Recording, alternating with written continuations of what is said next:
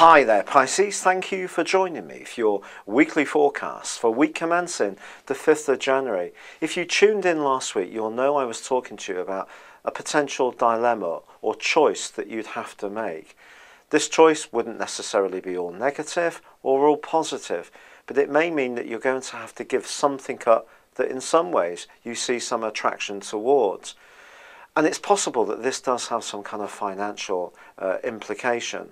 And this is because of the role of Uranus, that rather restless, rebellious influence that's in your second solar house, the area which concerns everyday finances. Because it's feeding in as this week begins to the full moon in your sister water sign of Cancer. Now this is a very creative location, it's a very warming one. And on the face of it, you may find yourself being very generous or caring, spontaneously as well, to someone close to you, whether it's a friend, a lover, or even children if you have them. However, just be mindful of the role of Pluto.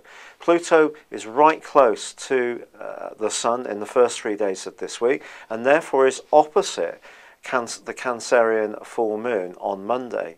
Pluto is not an influence to be underestimated. However much people tell you that it's now a dwarf planet, its influence is still exactly the same.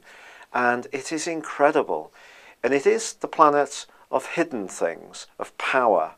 And if you are in a relationship, for example, could be with a friend, where somehow or another you always seem to be the one who coughs up that much more money or makes a bigger contribution, whether it's in terms of your time, energy or commitment, that's too something that could come into this dilemma that you may need to consider this week.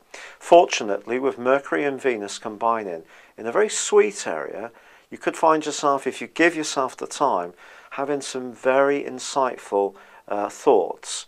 And you may even have some confidential discussions as well.